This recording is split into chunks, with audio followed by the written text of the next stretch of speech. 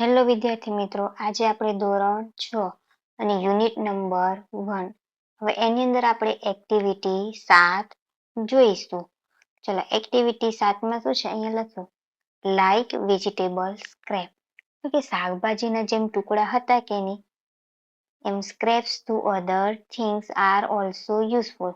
એટલે કે આપણે હમણાં ભણ્યા કે નહીં શાકભાજીના જે ટુકડા હતા એને ઉપયોગમાં લીધી અને નવી ડીશ બનાવી કે નહીં એ જ પ્રમાણે બીજી પણ વસ્તુઓ છે એને ઉપયોગમાં લેવાની છે. Name of things that are thrown અવે હોમ ઓર ઇન સ્કૂલ.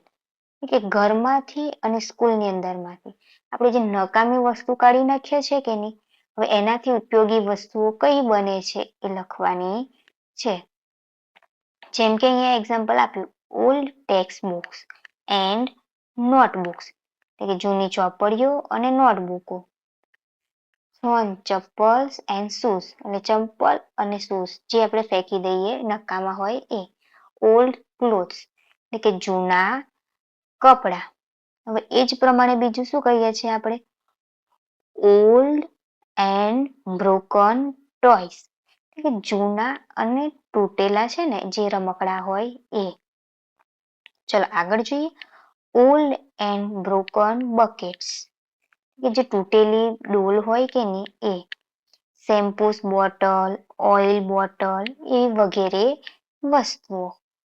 બીજું કહે છે કે use plastic bags milk pouch વગેરે કે જે વપરાયેલી પ્લાસ્ટિક બેગ હોય પછી પાઉચ હોય છે દૂધના જે લાવીએ થેલી એ.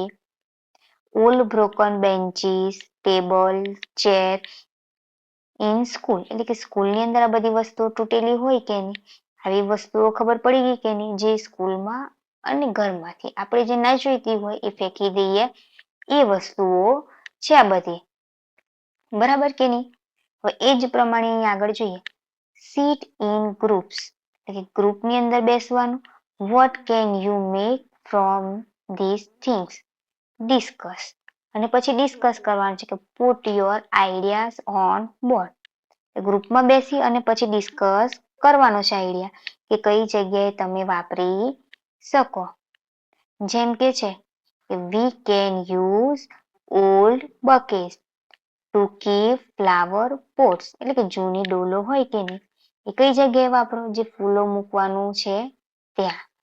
બીજું we can decorate old shampoos bottle oil bottles and use them as flower was.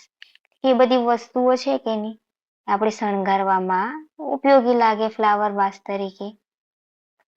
We can old and broken furniture make a new items બનાવીએ.